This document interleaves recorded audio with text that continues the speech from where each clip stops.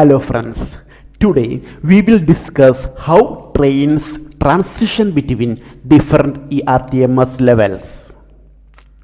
This is a critical concept because modern railway lines often operate with multiple signaling levels, and safe transitions are essential for smooth operations.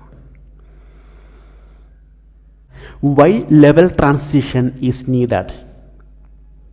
Railway tracks are not always uniform. They may have different ERTMS levels along the road.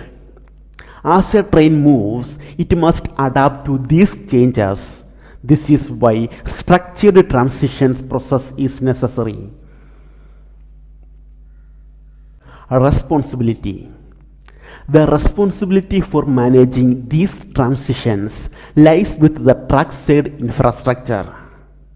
It informs the train that it is entering a new area and provides all necessary data so the onboard system can switch to the correct level. Basic transition concept.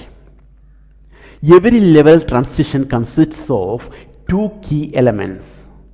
First, the announcement, and second, the transition command. This ensures that the train is properly prepared and then safely switched to the new level. Announcement purpose. The announcement is sent before the train reaches the new area. This gives the onboard equipment enough time to prepare for transition and take any required actions. Level specific actions. Different levels require different actions. For level 2 or 3, the train must connect to the radio block center. For level 1, it simply reads information from balances. For STM, a specific STM module must be activated. For level 0, no action is required. So preparation depends on the target level. Balances at the boundary. At the transition boundary, a group of balances is installed. These help correct any positioning errors and ensure that the transition happens exactly at the correct point. Driver acknowledgement.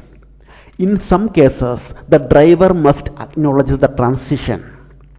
This usually happens when the driver's responsibility increases, meaning the system is handing over more control to the human operator. Acknowledgement required cases. For example, acknowledgement is required when transitioning from level 2 to level 1. From level 1 to level 0. These transitions reduce system supervision. No acknowledgement cases.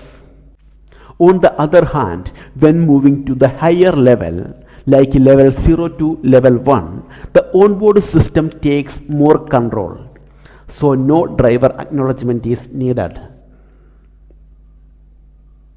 Level change announcement info.